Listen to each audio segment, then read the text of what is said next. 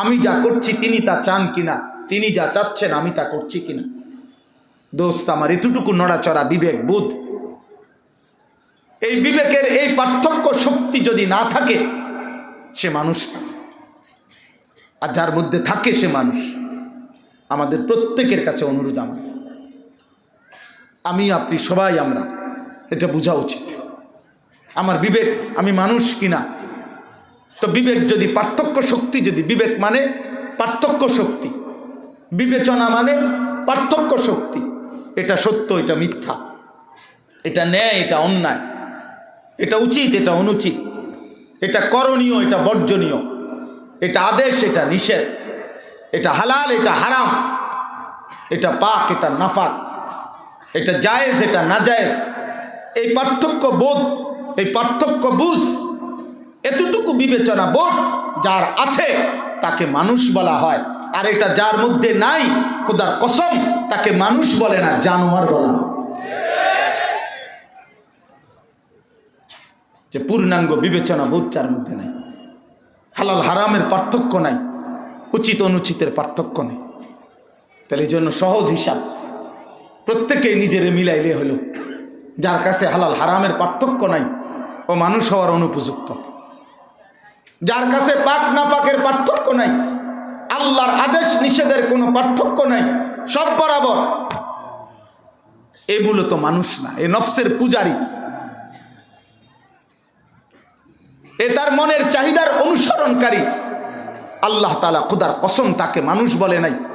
আল্লাহ বলছে যে মনের চাহিদার অনুসরণ করে, পার্থক্য বোধ যে সরায় দেয়, আল্লাহর আদেশ নিষেধ, হালাল হারাম, পাক নাফাক, জায়েজ না জায়েজের এই পার্থক্য যার মধ্যে নাই, বরং নিজের মনের চাহিদার অনুসরণ করে, আল্লাহর কসম আব্বা, কোরআন তাকে বলছে, আল্লাহ তাকে বলছে ও মূলত জানোয়ার, জানোয়ার, জানোয়ার, এটা জানোয়ার। ওয়াত্তাবা হাওয়াহু ফামাসালুহু কামাসালিল কালব, কোরআন শরীফের সূরা আরাফের আয়াত এটা। আল্লাহ বলছে মনের চাহিদার অনুসরণ করেছে, আল্লাহ বলছে তার উদাহরণ, তার দৃষ্টান্ত কামাসালিল কালব, কুত্তার মতো। কালব অর্থ কুত্তা, কুকুর। আপনি জিজ্ঞেস করেন, এখানে হাজার হাজার শত শত তালেব ইলম আছে, কালব অর্থ কুকুর। আর আইতা মানিত্তাখাযা ইলাহাহু হাওয়াহু, আল্লাহ নবীকে বলছে বন্ধু, যে তার মনের চাহিদাকে নিজের খোদা ইলাহ বানাইছে। আমি আল্লাহর হালাল হারাম পাক নাফাকের বিধানের কোনো পার্থক্য নাই, আমি আল্লাহ বললাম, তার পরিচয় আমি আপনাকে বলছি, ইনহুম ইল্লা কাল আনআম, তাদের পরিচয় আর কিছুই নয়, শুধুই জানোয়ার। এই ইনহুম ইল্লা কাল আনআম নফি ইস্তিসনা, ইনে নাফিয়া, ইল্লা ইস্তিসনা, নফি ইস্তিসনা হসর বুঝায়, মানে শুধুই তাকিদ, সীমাবদ্ধতা, অর্থাৎ তাদের পরিচয় আর কিছুই নয়, শুধুই জানো, শুধুই জানো। মনের চাহিদা যার খোদা, আমার মনে যা চায়। গোটা ইউরোপের স্লোগান এটা, your life your wish, your life your choice, জীবন তোমার পছন্দ, তোমার তোমার যা ভাল লাগে তাই জীবন, তোমার যেটা পছন্দ। গত মাসে একরকম চুল রাখছো, এই মাসে আরেকটা রাখা, তোমার লাইফ, তোমার চয়েস। প্যান্ট তোমার চয়েস, তোমার শার্ট তোমার চয়েস, তোমার চুল তোমার চয়েস, তোমার শরীর তোমার চয়েস, তোমার রাত তোমার চয়েস, তোমার মোবাইল তোমার পছন্দ, তোমার স্বাস্থ্য তোমার পছন্দ, তোমার তুমি নষ্ট করবা না, শেষ করে লাইবা। তুমি উলঙ্গ ছবি দেখে দেখে শেষ করে ফেলবা, হারাম বীর্যপাত করতে করতে শেষ করে ফেলবা। কার বলার কি আছে? তোমার শরীর। এই ছেলে, এই বেটা বেয়াদব, কাঁপ দিয়ে উঠলি কেন বেটা? মোবাইল ধরলি কেন বেটা? বাইরে বেটা, ফালতু কোথাকার। তোমার মতো একজন শ্রোতা না বসলে কি সমস্যা বেটা? আমি তো ভোটে দাঁড়াইছি না, আমি কোনো প্রার্থী না, আমার কোনো মার্কা নাই, অতএব আমি ব্যাপক লোক, কম না বেশি, আমি এটিতে করবো কি? আল্লাহর কথা একজনকে বললেও সওয়াব হয়, হয় কি না বলে? নেকি হয় কি না বলে? তো আমার নেকি দরকার। 7 বছরের এক বাচ্চা এখানে ঢুকতেছি, মাদ্রাসায় পড়ুয়া বাচ্চা, সর্বোচ্চ বাচ্চাটার বয়স 7 বছর হবে, ও ভিডিও করছে। যে জালেম তার হাতে এই মোবাইল দিছে, আমি বললাম এই হাজার মানুষের সামনে, যে বাচ্চাটার হাতে যে মোবাইলটা দিছে, এই বাচ্চার সবচেয়ে বড় দুশ্মন ওই জালেম। যে জালেম এই বাচ্চার হাতে, যদি বাপ হয় তুমি বাপ জালেম, আমি বললাম। তুমি যদি প্রতিবাদের হিম্মত থাকে নাও, আমি প্রমাণ করব তুমি জালেম। فأبواه يهودانه أو ينصرانه أو يمجسانه। স্পষ্ট হাদিস, নবীজি বলছেন আল্লাহ তাআলা প্রতিটা মানব সন্তানকে আল্লাহকে মানার শতভাগ যোগ্যতা দিয়ে পৃথিবীতে পাঠায়। ফাআবাওয়াহু, অতঃপর মা বাবা ওই বাচ্চাটাকে ইহুদি বানায়, খ্রিস্টান বানায়, অগ্নিপূজক বানায়। নবীজি বলছেন খামখেয়ালি, আমরা সবাই মিলে খামখেয়ালি শুরু করছি। মিয়া মাদ্রাসার তালেবে ইলম, আব্বা কওমি মাদ্রাসার সন্তান, দোস্ত আমার, আমি হাত জোর করে বলি, গোটা জাতির প্রত্যেকটা মানুষও যদি একটা একটা বড় মোবাইল নিয়ে ফুর্তি করে, তালেবে ইলম কওমি মাদ্রাসার সন্তান, তোমরা যারা তালেবে ইলম ভাই, আমার বয়স কম, আমি এর চাইতে বড়দেরকে বলার হিম্মত রাখি না, কিন্তু আমি তালেবে ইলমদেরকে বলি, বাপ তোমরা এই উম্মতের আখিরি চেরাগ, এ জাতির শেষ আশার আলো, এ জাতির শেষ চেরাগ, তোমরা এদের মতো ভাইসা যাইও না, তাহলে জাতিকে ফেরাবে কে?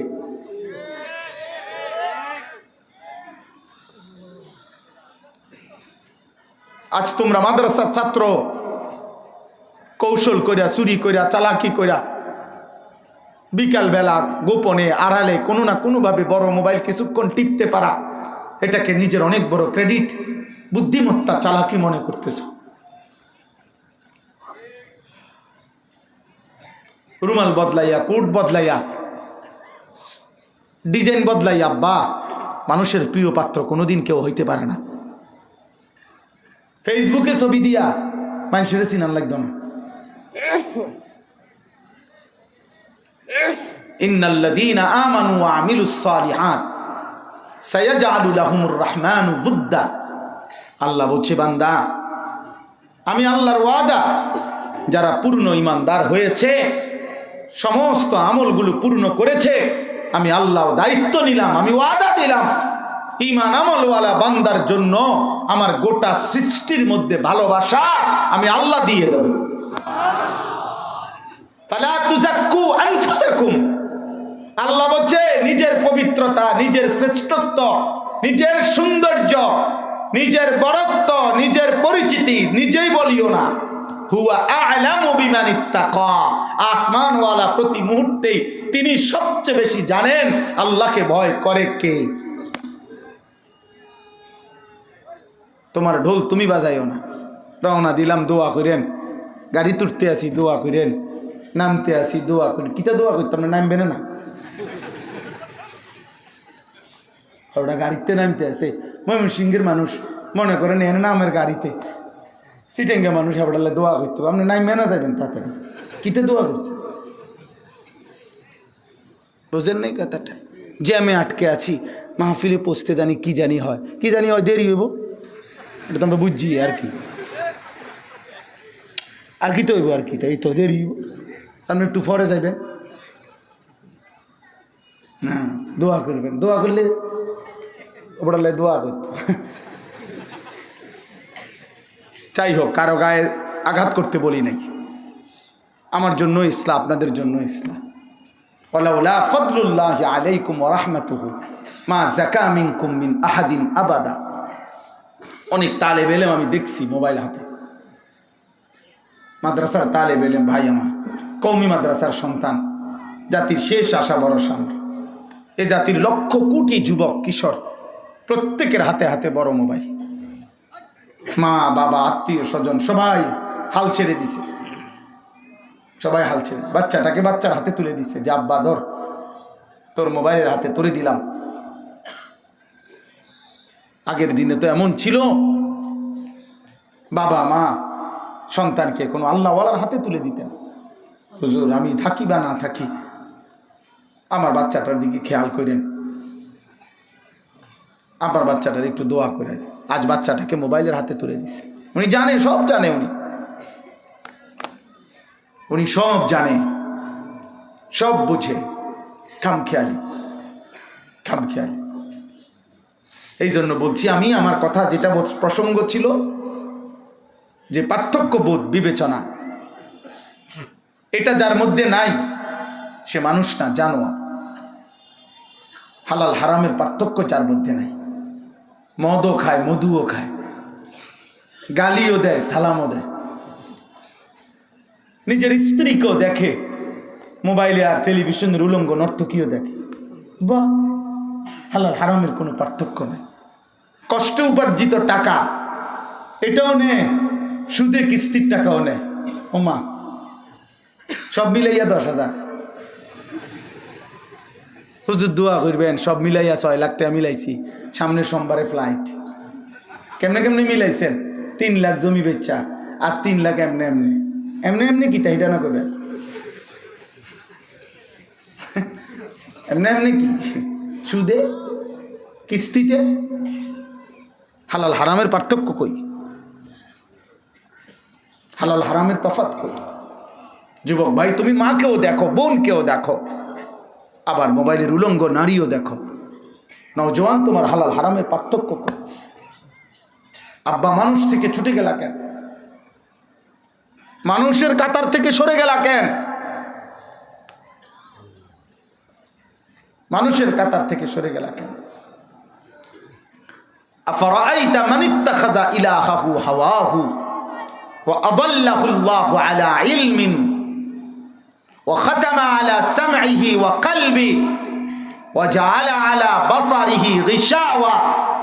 আল্লাহ বলছে, বন্ধু আপনাকে বলে দিলাম, যে তার মনের চাহিদা, মনের খেয়াল খুশিকে নিজের খোদা বানিয়ে ফেলেছে, আমি আল্লাহকে বাদ দিয়ে, আমার হুকুম হালাল হারাম বাদ দিয়ে আমি তাকে 3টা শাস্তি দেব।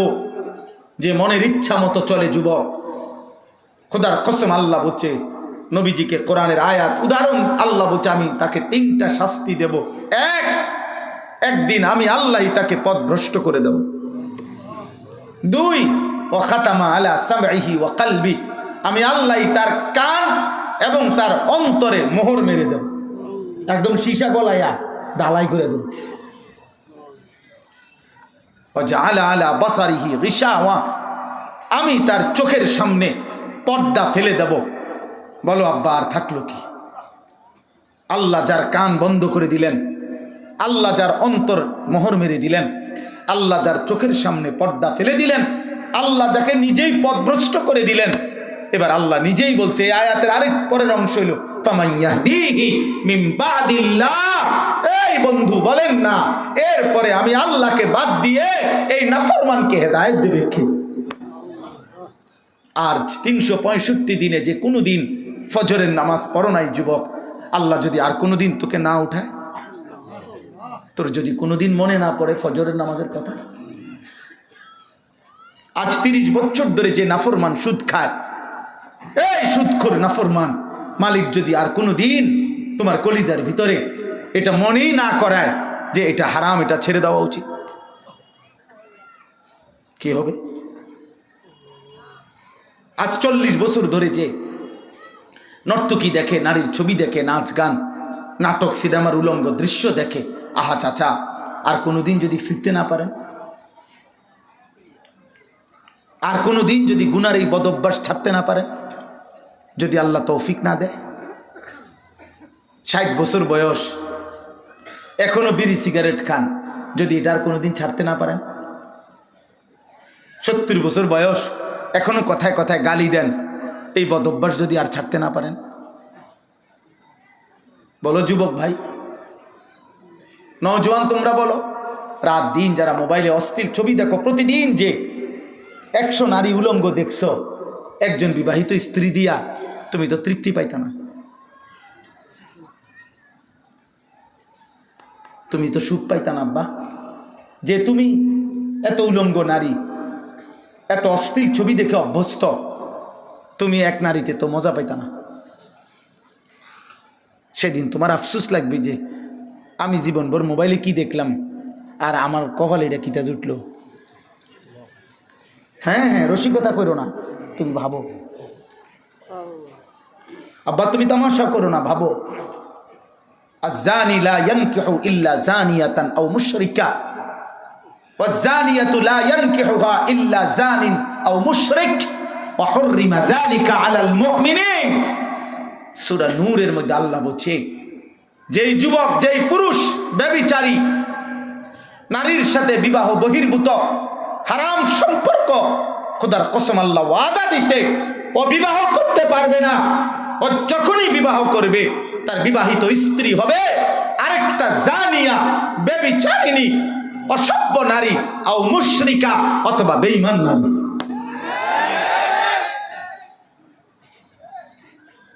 ঠিক না? সোজা হয়ে যাও তার মতো। এটা বললাম, আখলাকের হেফাজত করো, আখলাকের।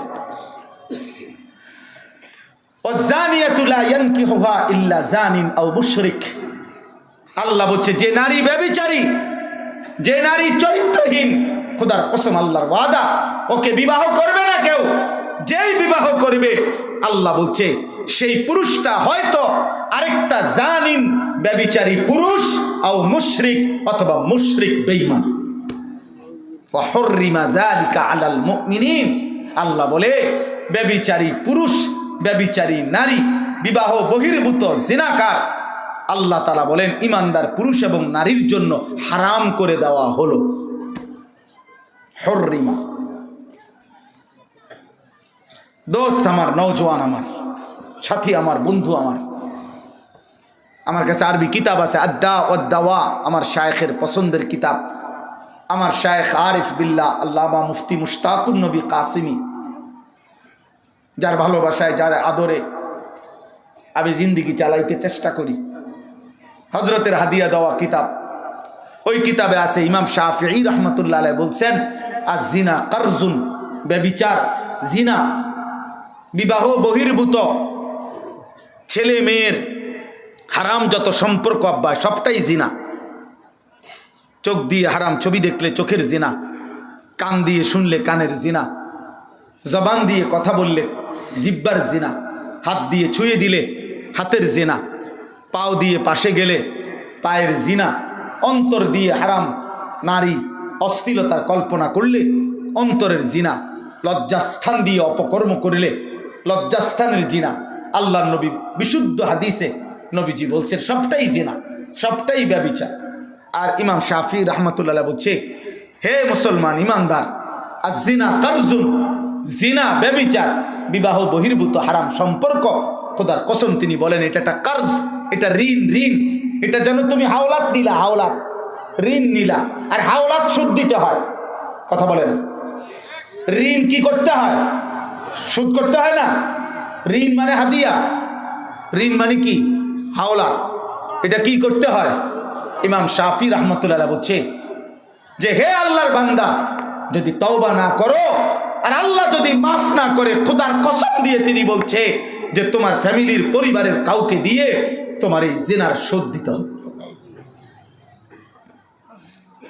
তোর স্ত্রী তোর অপকর্মের শোধ দিবে যুবক, তোর মেয়ে তোর অপকর্মের শোধ দিবে, তোর বোন তোর অপকর্মের শোধ দিবে।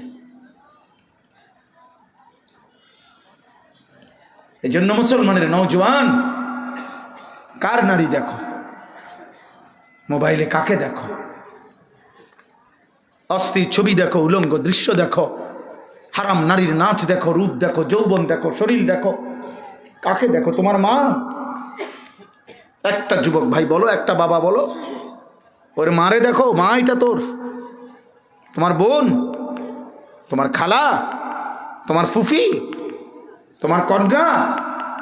একটা মানুষ যদি, একজনকে বললাম, একজন, আমাকে ওই বললাম আমি, কারো রক্তে যদি মানুষের রক্ত থাকে এক ফোঁটা, তাইলে বলো না যে তোমার মাকে উলঙ্গ দেখুক, বিবস্ত্র দেখুক, তুমি যেমন দেখছো তোমার মাকেও কেউ এমন দেখুক, তুমি এটা মাইনা নিবা?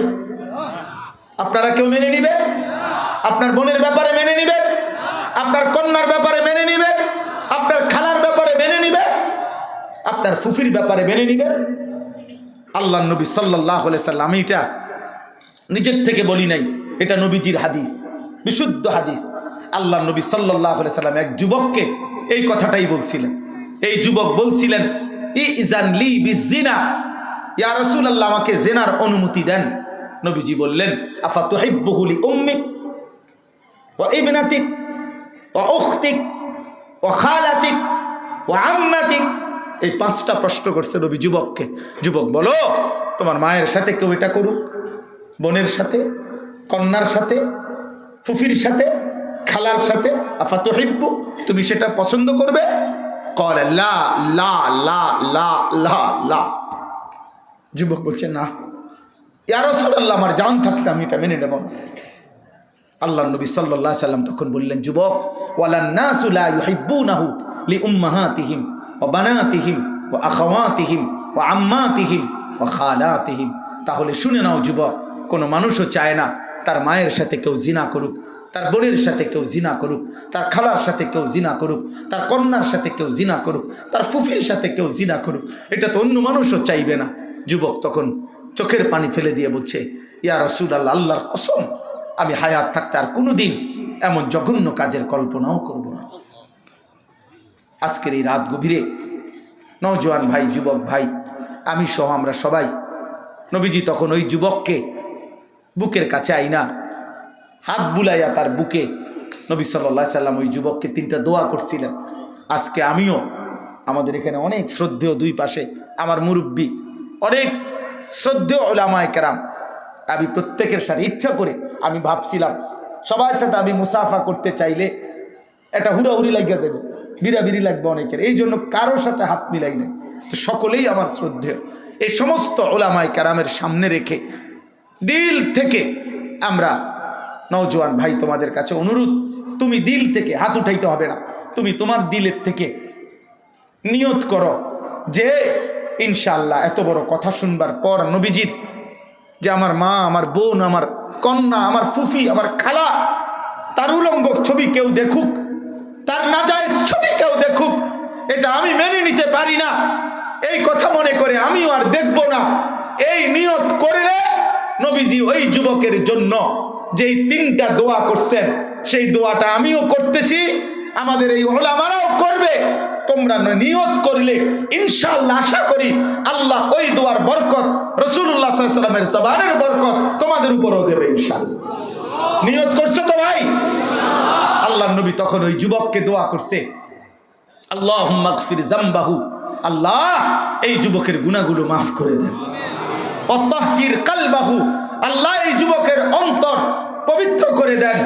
ওয়া হাসসিন ফারজাহু, আল্লাহ এই যুবকের লজ্জাস্থানকেও পবিত্র রাখেন।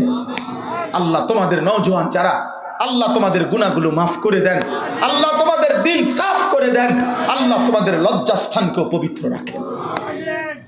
আল্লাহ তৌফিক দান করে। নিজের হাত নিজের লজ্জাস্থানে নাপাক ব্যবহার করবেন আব্বা। অস্থির ছবি আর নারী দেখে হারাম বীর্যপাত, এ তো গুনাহ আব্বা, এ তোমারে শেষ করে দিবে। ইমাম মালিক ইবনে আনাস রাহিমাহুল্লাহু তাআলা, তিনি ওনার কলিজার টুকরা শাগরিদ এই ইমাম শাফিঈকে বলছিলেন, ইন্নাল্লাহা ক্বাদ আলকা ফি কলবিকা নূরান ফালা তুতফিহু বিযুলমাতিল মাসিয়া। তিনি বলেছিলেন ইমাম শাফিঈকে, তালেব ওনার ছাত্র, যে আল্লাহ তোমার অন্তরের মধ্যে একটা নূর দিয়েছেন, গুনার অন্ধকার দিয়ে, নাফরমানির অন্ধকার দিয়ে তুমি সেই আলোটাকে নিভায়ে দিও, নিভায়ে দিও।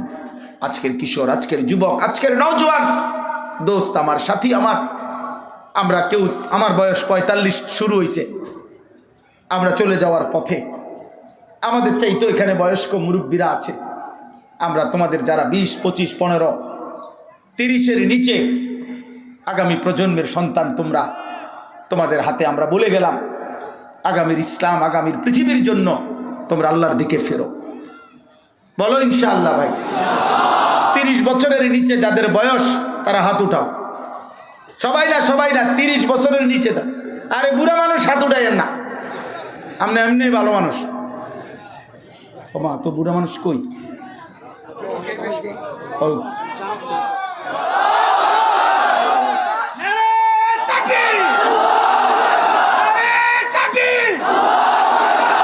মাশাআল্লাহ, সবাই নিয়ত করো ইনশাআল্লাহ। ফজরের নামাজ পড়বো ইনশাআল্লাহ, 5 ওয়াক্ত নামাজ পড়বো ইনশাআল্লাহ, আখলাকের হেফাজত করবো ইনশাআল্লাহ, নারী দেখবো না, ছবি দেখবো না, মোবাইলের হারাম দৃশ্য দেখবো না ইনশাআল্লাহ, মাহাদির সৈনিক হবো ইনশাআল্লাহ, কালেমার পতাকা ওড়াবো ইনশাআল্লাহ, আমরা হাদি হবো ইনশাআল্লাহ।